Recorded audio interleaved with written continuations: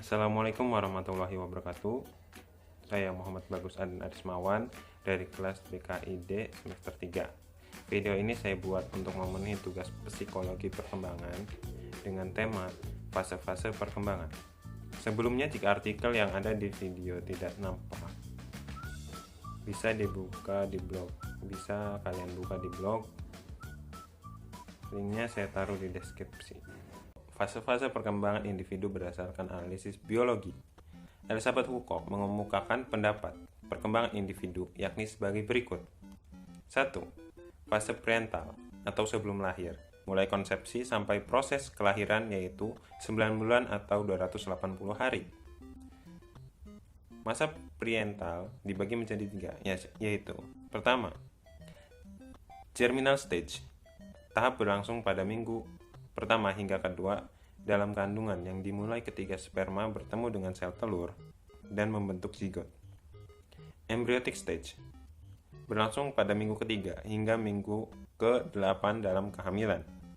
Yang ketiga, fetal stage. Tahap ini berlangsung selama 9 sampai 40 minggu yang dimulai pada minggu ke-9 ketika embrio mulai disebut sebagai janin. Yang kedua, tahap infansi atau bayi, mulai lahir sampai usia 14 hari.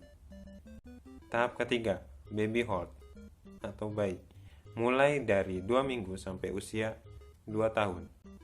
Tahap keempat, childhood atau anak-anak, mulai usia 2 tahun sampai masa remaja atau puber. Tahap kelima, adolescence atau puberty, mulai usia 11 atau 13 tahun sampai usia 21 tahun.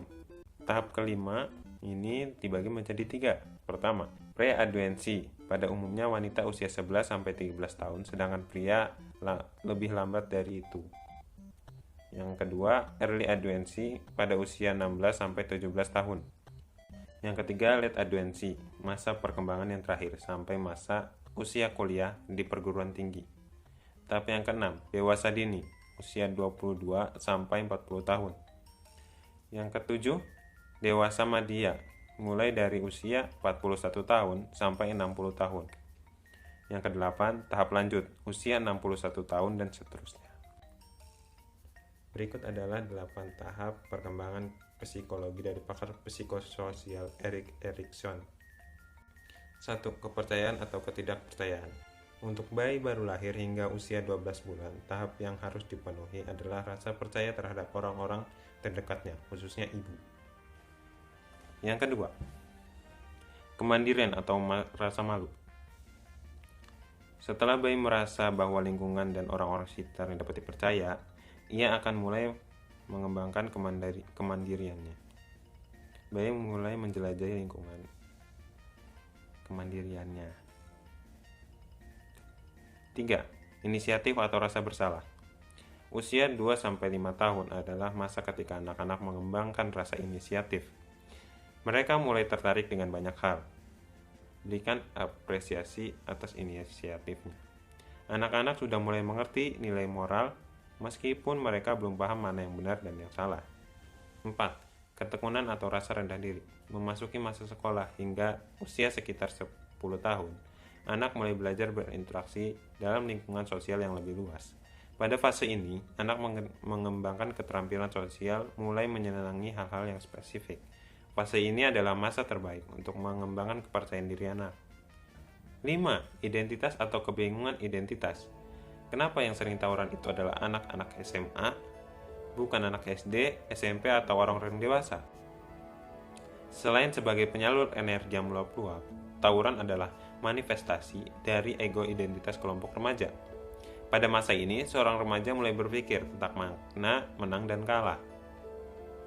Kalau di fase sebelumnya, perlombaan adalah ajang belajar, di masa remaja kompetisi adalah pembuktian identitas diri. Menang jadi bangga atau kalah tidak terima. 6. Keintiman atau keterkucilan. Fase usia awal 20-an hingga usia 30-an dilanda dengan tugas perkembangan mencari keintiman dengan seseorang. Pada usia ini, memiliki satu orang yang berharga lebih penting daripada nongkrong dengan teman geng yang jumlahnya segerombolan. 7. Membangkitkan atau mandek. Di tahap ini usia 35-50 tahun. Umumnya seorang sudah memasuki kehidupan yang mapan. Nah, orientasi psikologi yang dicari bukan lagi tentang identitas atau masih meraba-raba kecocokan profesi. Perkembangan psikologi yang hendak dicapai adalah kemampuan berbagi dan memberikan manfaat bagi orang lain, terutama memberikan pembinaan bagi generasi yang di bawahnya. 8. Integritas atau putus asa.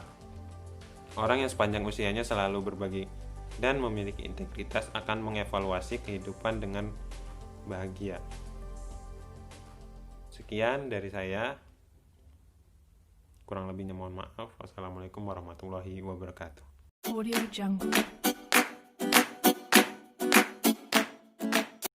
Jangan lupa like dan subscribe. Wow.